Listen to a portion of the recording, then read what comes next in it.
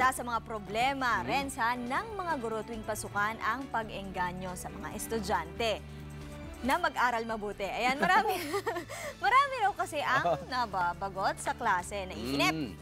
Kaya naman bilang tugon dyan, nilunsad ng DOST ang high-tech at iwas boredom na classroom para sa bagong henerasyon ng mga estudyante. Wow, interesting. Silipin natin yan sa pag-aksyon ni Laila Chicadora. Opisina? Hindi. Sample ito ng classroom na ayon sa Department of Science and Technology ay suwak na suwak daw sa mga kabataang millennials ngayon. Merong 4-dimensional na flashcards para sa mga subject na math at science. Ang mga activity sa Pisara, bukod sa techie, interactive pa. Bilang suporta ng DOST sa K-12 ng Department of Education, ganito ang konsepto nila ng modernong public school classroom. Kung nakikita ninyo, napakang high-tech, di ba?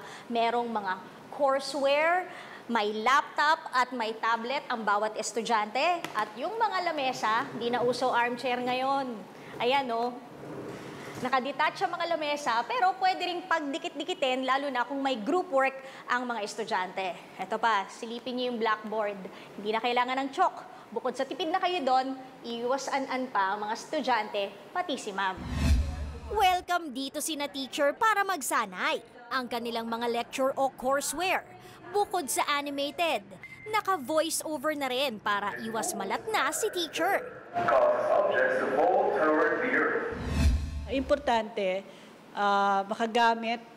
gumamit ang mga guro natin ng mga tools na interactive, engaging sa ating mga estudyante upang mas ma-appreciate nila ang tinuturo nilang subject.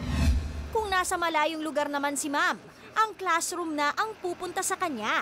Sa Eureka Bus, hanggang 20 guro ang pwedeng magsanay sa math at science. May laboratory pa para sa mga experiment. Libre lahat dito, basta ipaschedule lang sa DOST. Umaaksyon, Laila Chicadora, News 5. Be sure to come back. News 5 everywhere. Copyright 2016.